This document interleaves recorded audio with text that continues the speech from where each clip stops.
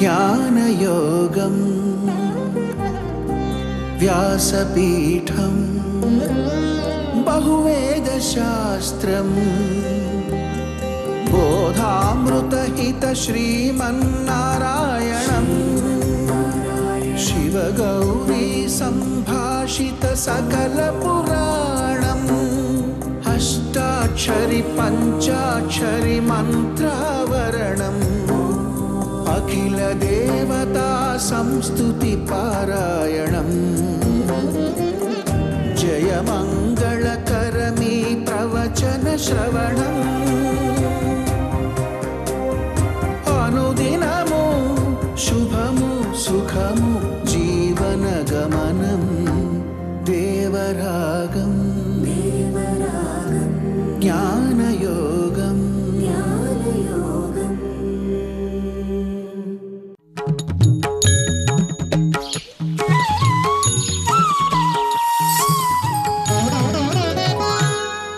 ఆపదామపహర్తారం దాతారం సర్వసంపదాం లోకాభిరామం శ్రీరామం భూయో భూయో నమామ్యహం.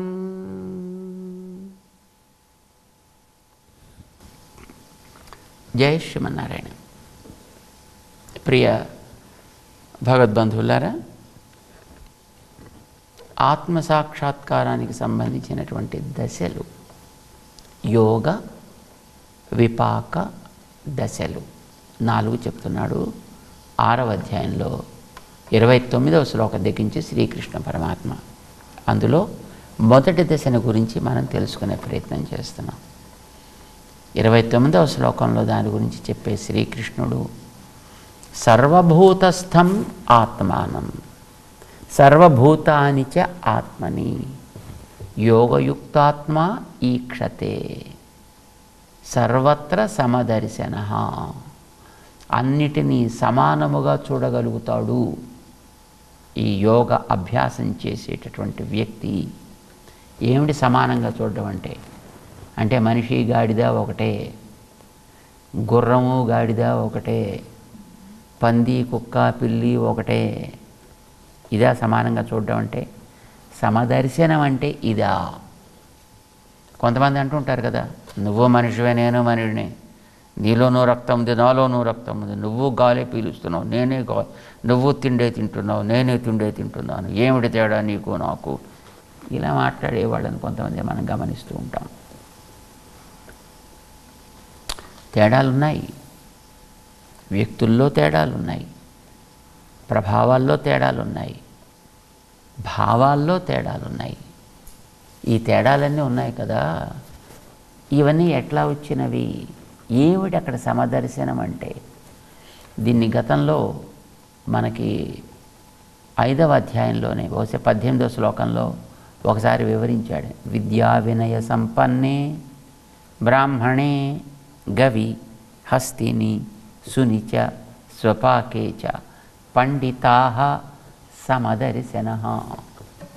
సమదర్శనులంటే ఏమిటో చెప్పాడు ఆయన. అంటే బాగా చదువుకున్న వ్యక్తి అయినా, లేదు ఒక సామాన్యుడైనా, ఆవైనా ఏనుగైనా, సునకమైన సునక మాంసాన్ని తినేవాడైనా ఒకటే అని చెప్పలేదు కృష్ణుడు. అక్కడ ఒక సప్తమి విభక్తిని ప్రయోగించి చూపించాడు. దాని యందు దాని యందు దాని యందు ఉండేదేదో అది సమము అని చెప్పాడు ఆయన. అంటే చదువుకున్న వ్యక్తి యందు, చదువురాని వ్యక్తి యందు, ఆవు నందు, ఏనుగు నందు, సునకము నందు, దానిని తినేవాని యందు. ఈ అందు అంటే అది ఒక కప్, దాని యందు ఉండేది ఏదో ఒకటి ఉంది. అవన్నీ సమానము. పైనుండే కప్స్ మారుతాయి, లోపల పోసేటటువంటి ద్రావకం ఒకటే. పైనుండే కప్ అది కాగితం కప్ప, గ్లాస్ కప్ప, ఇత్తడి కప్ప, రాగి కప్ప, వెండి కప్ప, బంగారపు కప్ప, అది ఏదైనా కావచ్చు, కానీ అందులో పోసేటటువంటి పదార్థము అదే. ఆ పదార్థంలో మార్పు లేదు. ఈ పైన ఉండేటటువంటి ప్లేట్స్లో మార్పులు రావచ్చు, కప్పుల్లో మార్పులు రావచ్చు, శరీరాల్లో మార్పులు రావచ్చు, కానీ ఆ లోపల దాంట్లో మార్పు ఉండదు అనేది తెలిసిన వాడే పండితుడు అన్నాడు ఆయన. సమదర్శనం అంటే అక్కడ చెప్పాడు ఆయన. ఇక్కడ కృష్ణుడు చెప్తున్నాడు మనకి 29వ శ్లోకం, సర్వత్ర సమదర్శన. ఈ సమదర్శన స్థితి ఎవరికి ఏర్పడుతుందో అంటే వీడు ఏం చేయాలి? వీడు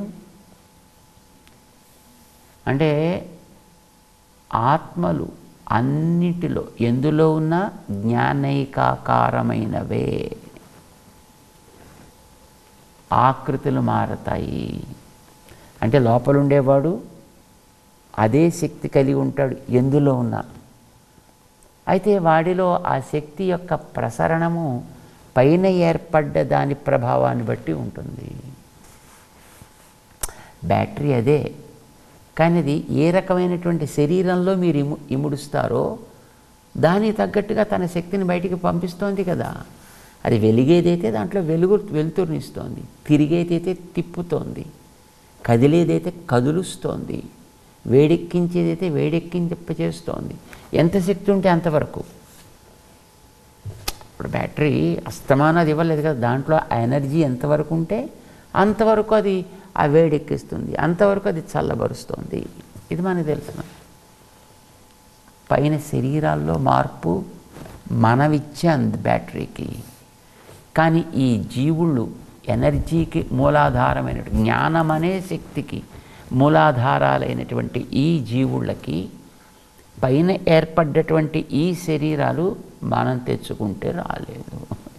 ఇవి ఎవడో ఇచ్చాడు, వీటిని ఎప్పుడో ఒకనాడు ఇచ్చాడు. డేట్ ఆఫ్ బర్త్లు వేరు, ఓకే. అది ఒకటికి తెల్ల శరీరం, ఒకటి నల్ల శరీరం, ఒకటి పొడుగు శరీరం, ఒకటి పొట్టి శరీరం, ఒకటికి లావు శరీరం, ఒకటికి సన్నటి శరీరం, ఒకటికి త్వరగా గ్రహించగలిగే శరీరం, ఒకటికి వేలసార్లు చెప్పిన అక్షరం ఒక బుర్రలోకి ఎక్కని శరీరం. అంటే పైనుండేటువంటి శరీరాల్లో మార్పే తప్ప అందులో ఉండేటటువంటి ఆధారమైన జీవుడిలో మార్పులు ఉండవు. జ్ఞానైకాకారతయ జీవులందరూ సమానమే. పైన ఏర్పడ్డ దేహాల్లో మార్పులు వస్తాయి. ఆ మార్పులనే మన వాళ్ళు శాస్త్రాల్లో స్థూలంగా 4 రకాలుగా విభాగం చేశారు. దేవ, మనుష్య, తిర్యక్, స్థావర. స్థావరములు అంటే కదలకుండా ఉంటూ పెరుగుతుండేవి చెట్లు, చేమలు గట్రా గట్రా అన్నీ.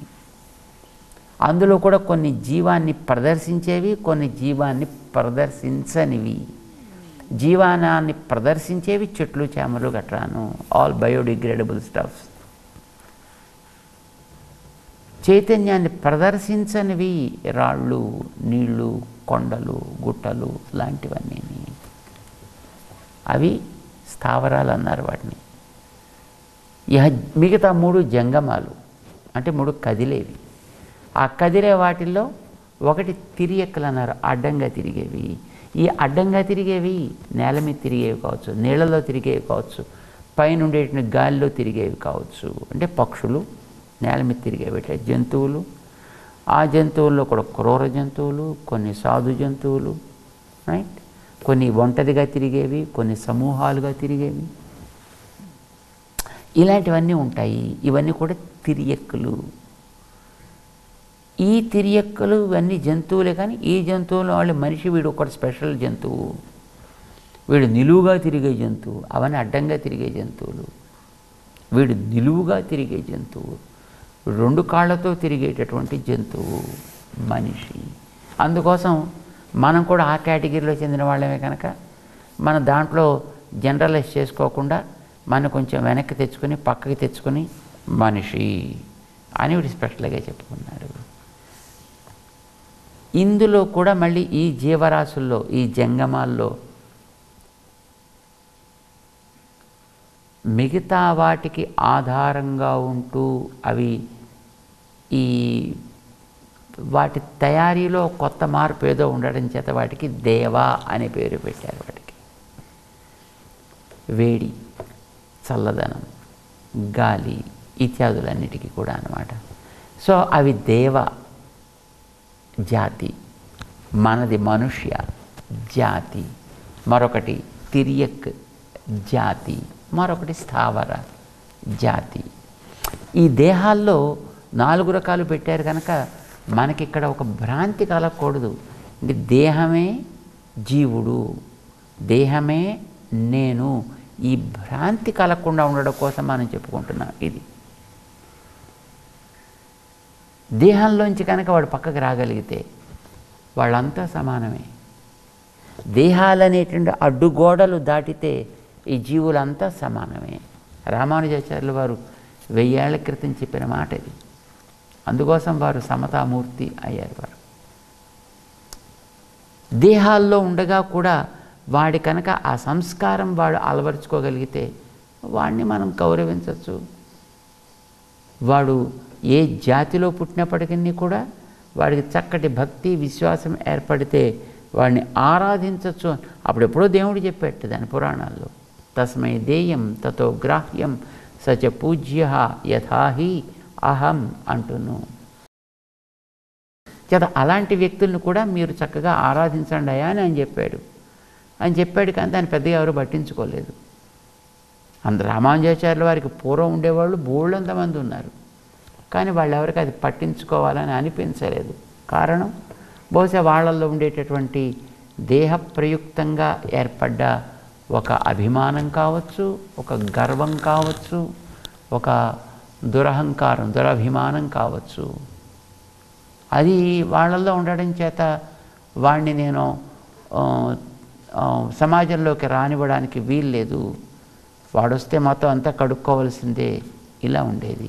రామానుజాచార్యుల వారు వాడు శుద్ధమై వాడు వచ్చిన తర్వాత, వాడిలో విశ్వాసం ఏర్పడ్డ తర్వాత, ఈ విషయాన్ని వాడు అంగీకరించిన తర్వాత, భగవంతుడిని వాడు ఒప్పుకున్న తర్వాత చక్కగా వాడిలో ఆ నిష్ఠ కలిగడానికి ఏమేం చేయాలో అవన్నీ మనం వాడికి చేయాలి. మనం గుర్తించాల్సింది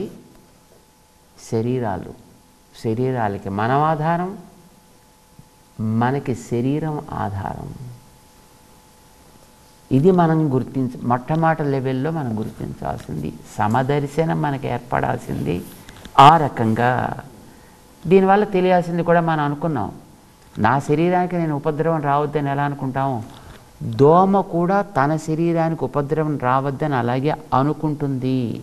ఇప్పుడు చూడండి, వాల్మీకి ఆ గుర్తింపు అతనికి ఉంది కనుకనే ఒక పక్షికి దెబ్బ తగిలితే ఆ దెబ్బ తగిలినప్పుడు అది రక్తం కారి అది ఏడుస్తుంటే విలపిస్తుంటే తను కూడా అట్లాంటి వాడే కనుక అది తనకి తగిలితే ఎట్లా అనుభవిస్తాడో పక్షికి తగిలిన ఆ పక్షి అలాగే అనుభవిస్తోంది అక్కడ. కనుక తను తగలకపోయినా ఆ భావంలో తను ఉండడం చేత, ఆ విజ్ఞానం అతనికి ఉండడం చేత, ఆ భావ పరిపాకం అతనిలో ఏర్పడడం చేత తను కూడా పక్షిలాగా ఏడిచాడు. ఏడ్చిన పక్షికి మాట రాదు కనుక అదేం అనలేదు, కానీ ఏడ్చిన వ్యక్తి మనిషి కనుక ఇతనికి మాట్లాడడం వచ్చును కనుక మా నిషాద ప్రతిష్టాంతో అగమ అని ఇతను మాట్లాడగలిగాడు. ఇతను రెండవ మెట్టు ఏమిటి, 30వ శ్లోకంలో చెప్తున్నాడు, యో మాం పశ్యతి సర్వత్ర సర్వంచ మయి పశ్యతి తస్యాహం న ప్రణశ్యామి సచ మే న ప్రణశ్యతి. యో మాం పశ్యతి సర్వత్ర. జీవులు మనకి వేరుగా తెలిసారు. ఇప్పుడు అంటే నేను శరీరాన్ని కాను, నేను శరీరం కంటే వేరు, ఈ జ్ఞానం కలిగింది ముందర. అయితే నేను నా ఇష్టం వచ్చినట్టు ప్రవర్తించగలుగుతున్నానా, శరీరం కంటే నేను వేరే, కానీ నా ఇష్టం వచ్చినట్టుగా ఇప్పుడు నేను ప్రవర్తించగలనా అంటే ప్రవర్తించలేమా. ఎందుకని అంటే మన వెనకాల నడిపించేటటువంటిది మరొకటి ఏదో ఉంది. మనం శరీరాన్ని నడిపించే వాళ్ళమైనా నడిపిస్తున్నామని మనం అనుకుంటున్నా, మన వెనకాల నడిపించేదేదో మరొకటి ఉంది. బహుశా ఆ మన వెనక నడిపించేది అందించే శక్తి ప్రభావం చేతనే మనం ఎదురుకుండా ఉండేటటువంటి ఈ శరీరాన్ని కూడా బహుశా నడిపిస్తున్నావేమో. అంచేది ఎదుట శరీరాన్ని నడిపించడంలో కూడా మనకి స్వాతంత్ర్యం అనేటటువంటిది తక్కువే కాదు, లేదు చెప్పేచ్చు. మన వెనకాత నడిపించేది ఎవరు అంటే ఆ వెనకాత ఉండేదేదో మనకంటే ఒక పెద్ద పవర్, ఒక సుప్రీం పవర్. దానికి ఒక పేరు పెట్టాడు. దానికి మనం పేరు పెట్టుకున్న దానికి ఒక దైవం, దేవుడు, పరమాత్మ, పరంబ్రహ్మ, పరంజ్యోతి, పరాకాశం, నారాయణ, విష్ణు, కృష్ణ, రకరకాల పేర్లు మనం పెట్టుకున్నాం.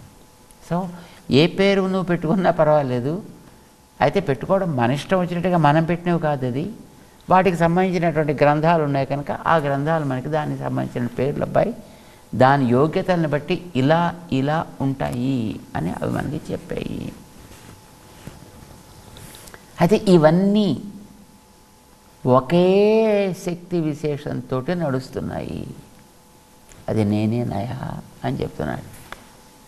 చేత యో మాం పశ్యతి సర్వత్రా అన్ని ఆత్మలు చోట కూడాను ఏ జీవుడైనా సరే, ఎక్కడుండే జీవుడైనా వాడు దేవ, తిర్యక్, మనుష్య, స్థావర, ఏ స్థానంలో ఉన్నవాడైనప్పటికీ సర్వత్రా, అక్కడ ఆ త్రాలనే పరిచయం స్థానాన్ని చెప్తుంది. అది సర్వత్రా ఎక్కడ ఉండేటటువంటి జీవుడైనప్పటికీ కూడా మాం నన్ను ఆధారముగా కలవాడే అయి ఉన్నాడు. సర్వంచ మయి పశ్యతి, సర్వం ఆ శరీరాలకి ఆధారాలుగా ఉండేటువంటి జీవుళ్ళు, ఈ ఆత్మలన్నీ కూడా మయి నా మీద ఆధారపడ్డవిగా ఎవడు గుర్తిస్తాడో. ఇది రెండో మెట్టు చూసారా? మొట్టమొదటి దేహాల కంటే జీవుళ్ళు వేరని చెప్పాడు ఆయన, అంతవరకు గుర్తించమని చెప్పాడు. ఈ ఆత్మ మీద అవి ఆధారపడి ఉన్నాయి, వాటి మీద ఈ ఆత్మ ఆధారపడి ఉంది అని చెప్పాడు మొట్టమొదట. ఇప్పుడు ఈ ఆత్మలు ప్లస్ ఆత్మలతో పాటు ఉండే దేహాలు కూడా వాటికి పరస్పర ఆధారాధేయభావం కాదయా, ఇవి రెండు కూడా నా మీద ఆధారపడి ఉంటున్నాయి. మన ఆ స్పష్టత మనకి ఏర్పడాలి. అంటే ప్రకృతి, జీవుడు రెండూ కూడా పరమాత్మ మీద ఆధారపడి ఉంటున్నాయి. యో మాం పశ్యతి సర్వత్రా, నేనే ఆధారంగా ఎవడైతే చూస్తాడో ఈ వీటన్నిటిని, సర్వంచ మయి పశ్యతి. సర్వము అంటే దాంట్లో రెండు ఉన్నాయి, ఒకటి ప్రకృతి, రెండు జీవుడు. అంటే భూతాల యొక్క కలయిక, దాని శరీరంగా చేసుకున్నటువంటి జీవుడు. ఈ ఇద్దరూ కూడా మయి పశ్యతి, మయి నా మీద ఆధారపడ్డవిగా ఎవడైతే గుర్తిస్తాడో, అలా గుర్తించినటువంటి వాడికి తస్యాహం న ప్రణశ్యామి, వాణ్ణి నేను ప్రణాశనం, వాడికి నాశనము లేదు. సచ మే న ప్రణశ్యతి, వాడు నన్ను కూడా నాశనం చేయలేడు. నేను వాడిని నాశనం చేయను, వాడు నన్ను నాశనం చేయడు. ప్రణాశము అనే పదం చాలా అద్భుతమైన పదం అండి. అందుకే మనకి నాశము అంటే అది పాడైపోవడం, ప్రణాశము అంటే పూర్తిగా నాశమైపోవడం కాదు. ఇక్కడ అర్థం అది కాదు. ఇక్కడ నాస్ అనేది ఒక సంస్కృతంలో అతి అందమైనటువంటి ఒక ధాతు, ఒక రూట్. దాని అర్థం కనిపించకుండుట. నస్ ఆదర్శనే, కనిపించకుండుట. ప్రణస్ బొత్తిగా కనిపించకుండుట. న ప్రణస్ అసలు కనిపించకపోవడం అనేది లేదు. అర్థమైంది? ఎప్పుడూ కనిపిస్తూనే ఉంటా. తస్య అహం న ప్రణశ్యామి, వాడికి నేను కనిపించకపోవడం అనేది లేదు. అర్థం నేను వాడికి ఎప్పుడూ కనిపిస్తూనే ఉంటా. సచ మే న ప్రణశ్యతి, వాడు కూడా నా విషయంలో న ప్రణశ్యతి, చూడకపోవడం అనేటటువంటిది లేదు. అర్థాత్ ఎప్పుడు వాడు చూస్తూనే ఉంటాడు. నేను వాడికి ఎప్పుడు కనిపిస్తుంటా, వాడు నాకు ఎప్పుడూ కనిపిస్తూ ఉంటాడు. ఇది తమాషా చూడండి. అంటే ఇందాకట్లాగే మనకు కూడా తెలియాలి. ఇక్కడ కూడా మనం చెప్పుకున్నాం, ఉడికే బియ్యంలో ఒక బియ్యపు గింజని మనం కొంచెం పట్టుకుని చూసినట్టయితే అది ఉడికిందా లేదా అనేది ఎట్లాగైతే మనం ఆ గిన్నెలో ఉండేవన్నీ మనకి ఉడికినట్టుగానే ఎట్లయితే ఒక అవగాహన ఏర్పడుతుందో, ఏమంటాను దీన్ని, స్థాళీ పులాక న్యాయము. స్థాళీ పులాక న్యాయం. స్థాళీ అంటే పాత్ర, పులాకం అంటే ఒక ఉడికినటువంటి ఒక బియ్యపు గింజ. అంటే ఒక బియ్యపు గింజని పట్టి చూస్తే అన్నీ ఉడికినట్టుగా ఏదో మెతుకుని చూస్తే అని అంటుంటాం కదా. అట్లాగా ఒక చోట ఒక ఆత్మని గురించి నువ్వు తెలుసుకున్నట్టయితే నిన్ను గురించి నువ్వు తెలుసుకోముందరా. నువ్వు నీ ఇష్టం వచ్చినట్టు చేయగలుగుతున్నావా? నువ్వు నీ ఇష్టం వచ్చినట్టు ప్రవర్తించగలుగుతున్నావా? నువ్వు నీ ఇష్టం వచ్చినట్టు ఆలోచించగలుగుతున్నావా? నువ్వు నీ ఇష్టం వచ్చినట్టు జ్ఞాపకం పెట్టుకోగలుగుతున్నావా? ఏమీ లేదు. ఇప్పుడు వేగంగా పరిగెడుతున్నాడు, ఒకడు నడవలేకపోతున్నాడు. ఈ ప్రవృత్తుల్లో మార్పులు రావడానికి కారణం, రంగుల్లో మార్పులు రావడానికి కారణం, పేర్లలో మార్పులు రావడానికి కారణం ఆ ప్రకృతి కాదు. కారణం జీవుడు వెనకాతలు ఎవడైతే దాన్ని ధరించి ఉన్నాడో వాడు కారణం అని ఎట్లయితే మనం చెప్తున్నామో, జీవుల్లో ఈ రకమైనటువంటి కర్మ మార్పులు రావడానికి కారణం వాళ్ళు కాదు. వాళ్ళ చేత ఆయా కర్మని అనుభవింపచేసేటట్లుగా వెనక ఉండి నడిపించే పరమాత్మ ఒకడున్నాడు. శరీరాల మార్పులకి అతీతంగా ఏకాకారం కలిగిన జీవులు ఎట్లా ఉన్నారో, కర్మలలో తారతమ్యం కలిగినటువంటి ఆ జీవుల వెనకాతల వాళ్ళని నడిపించేటటువంటి ఏకాకారుడు ఒకడున్నాడు. వాడు నేనేనయా అన్నాడు కృష్ణుడు. ఆ పరమాత్మని నేనే సుమా అంటూ తనని గురించి తను చెప్పుకుంటున్నాడు ఆయన. బట్ ఇక్కడ మనం గుర్తించాల్సింది ఏమిటి? ప్రకృతి తన ఇష్టం వచ్చినట్టు ప్రవర్తించదు, నడిపే జీవుడు తన ఇష్టం వచ్చినట్టు ప్రవర్తించడు. జీవుడికి శక్తినిచ్చేవాడు ఈయన, అది ఆ జీవుడు కర్మను బట్టి. జీవుడు జ్ఞానంతో నడిపించేది ప్రకృతి, అది వాడి కర్మని బట్టి. రెండిటికి జీవుడి కర్మే కారణం చూడండి. ప్రకృతిలో మార్పులు, శరీరాల్లో మార్పులు రావడానికి జీవుడి కర్మ కారణం, జీవుడు ఆలోచనలో మార్పు రావడానికి కూడా జీవుడి కర్మే కారణం. కానీ ఈ రెంటిని కూడా అనుసంధించి దాని ద్వారా పని జరిగేట్టు చేసేటువంటి వాడు వెనకాతలి పరమాత్మ. ఆయన ఆశయాన్ని బట్టి ఇవన్నీ కూడా ప్రవర్తిస్తాయి. దీన్ని మనకి 30వ శ్లోకంలో చెప్తున్నాడు. ఇది తెలిసినటువంటి వ్యక్తి ఎప్పుడు ఏ ప్రవృత్తి జరిగినా నేను వెనకాత నడిపిస్తున్నా అనే విషయం వాడు మర్చిపోడు. వాడు ఎక్కడ ఏ ప్రవృత్తి సాగిస్తున్నా వాడిని నేను కూడా గమనించకుండా ఉండను.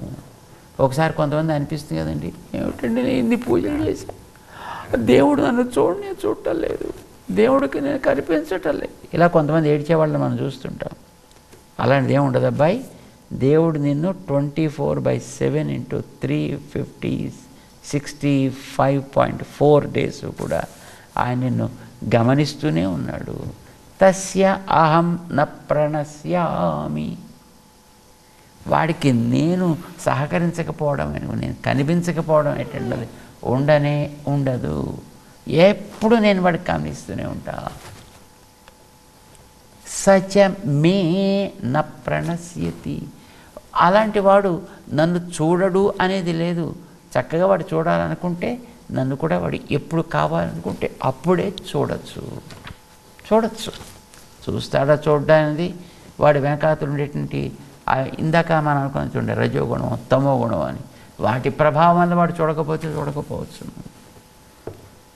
వాడి చుట్టూ ఉండేటువంటి ప్రకృతి వాడిని లాగుతూ ఉంటుంది కనుక దానివల్ల వాడు చూడకపోవచ్చు. కానీ తను కనిపించకపోవడం లేదు. ఇప్పుడు సూర్యుడు ఆకాశం వెలుగుతూ ఉంటాడు, ఆయన వెలుగుతూనే ఉంటాడు. మనం వాడుకోలేమా? అది మనకి ప్రశ్న. మనం గొడుగు పట్టు కూర్చున్నామా, లేకపోతే రూఫ్ వేసి కూర్చున్నామా, లేకపోతే ఏసీ వేసి కూర్చున్నామా?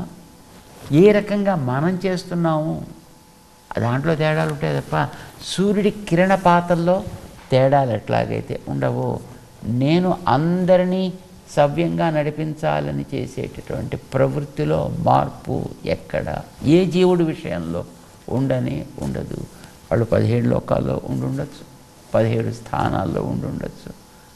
వాళ్ళు ఎక్కడున్నప్పటికీ కూడా నాకు పరిస్థితి, బికాస్ నేను అంతటా ఉండగలిగిన వాడిని, అందరినీ ఏకకాలంలో నడిపించగలిగిన వాడిని కూడా కనుక. సచ మే న ప్రణశ్యతి తస్యాహం న ప్రణశ్యామి. అంచేత నేను వాడిని ఎప్పుడు గమనిస్తూ ఉంటా. వాడు ఎక్కడ ఏ చిన్న పని చేసినా, ఏ చిన్న మంచి పని చేసినా భేష్ అని వాడిని భుజం తట్టడానికి వీలుగా నేనుంటా. వాడు కూడా ఏ క్షణపు అవకాశం కలిగినా తనని శరణాగతి చేయకుండా వాడు ఉండడు. ఇది రెండవ మెట్టు. మొదటి మెట్టు జీవుడు వేరు అని తెలియడం. రెండవ మెట్టు ఆ జీవులందరూ కూడా ఒక భగవంతుడి యొక్క ఆదేశంతో ప్రవర్తించే వ్యక్తులు. ఆ జీవులే కాదు, జీవుల వల్ల సాగేటటువంటి దేహాలు కూడా ప్రవర్తింపచేసేటువంటి వాడి మీదే ఆధారపడి ఉంటాయి. ఇది రెండవ మెట్టులోకి రావడం. అయితే సాధన చేయడానికి ఎంతకాలం పడుతుందో మనకు తెలియదు. వినడానికైతే బాగుంది, కానీ సాధన కదా మనకు అవసరం. సాధన చేసే ప్రయత్నం చేద్దాం. జై శ్రీమన్నారాయణ.